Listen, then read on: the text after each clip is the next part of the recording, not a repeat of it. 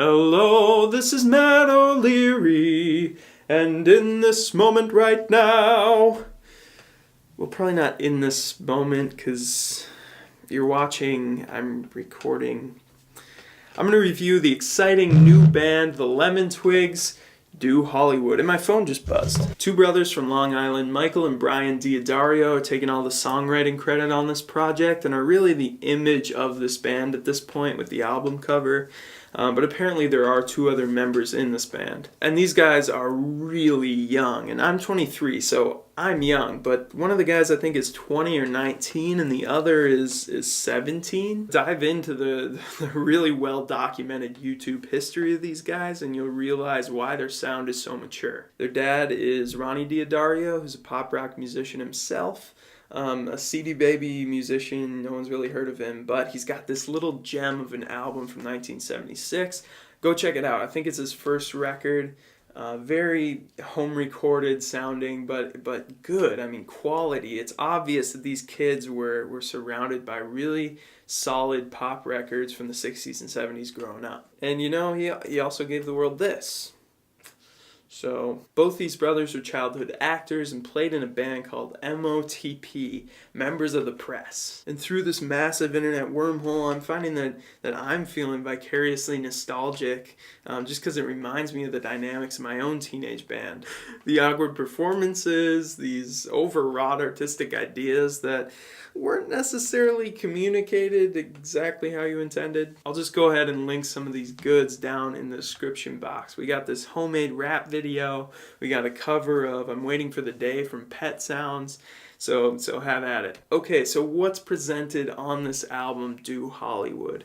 It's really a collage of progressive pop that it feels like a tie-dye shirt that came out just perfect. All the influences are very obvious, but the outcome isn't just an incoherent blur. Jonathan Rado from Foxygen produced this album. You can hear that right away on the doo-wop of the opener, I Want to Prove to You. Midway through the verse, they switch gears from this peppy walking bass line to these dramatic, almost spooky soaring vocals, and then they go back again. Yeah, the melody on this thing is just fantastic. Then in the middle of the song, you get your first exposure to the spot-on McCartney tone as Brian croons over this billowing chromatic piano part. It's just a gorgeous but really fleeting moment you miss as soon as it's gone. The song Baby Baby is another highlight for me that really showcases the versatility of their writing. There's this pretty unassuming psychedelic bass meandering to start it off that develops into a more tender falsetto hook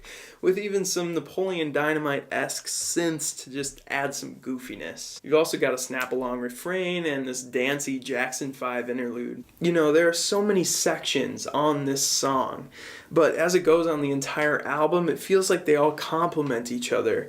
Like, you know, they made the cut. They deserve to be there. And even with the ever-changing dynamics, there are very few lulls. It's really hard not to talk about every track on the album because, like I said, every single section deserves some praise. Some of my favorite moments on this thing harken back to some Queen theatrics, like the song, what is it called? Those Days Is Comin'. This feels like a Brian May-led tune with circus snare rolls and horns blaring. The song suddenly dips into almost Procol Harum territory with these epic synths and these slow, long tom fills, and then it's back to the circus again. And with all the comparisons I've made at this point, you know, it's really the prime eras of these bands. It's the Beatles' Revolver, it's Queen's A Night at the Opera, it's Big Star's #1 record. And they really do this Big Star, ELO, power pop sound justice on songs like These Words or As Long As We're Together. For the future of this band, the Lemon Twigs, I'm really hoping they move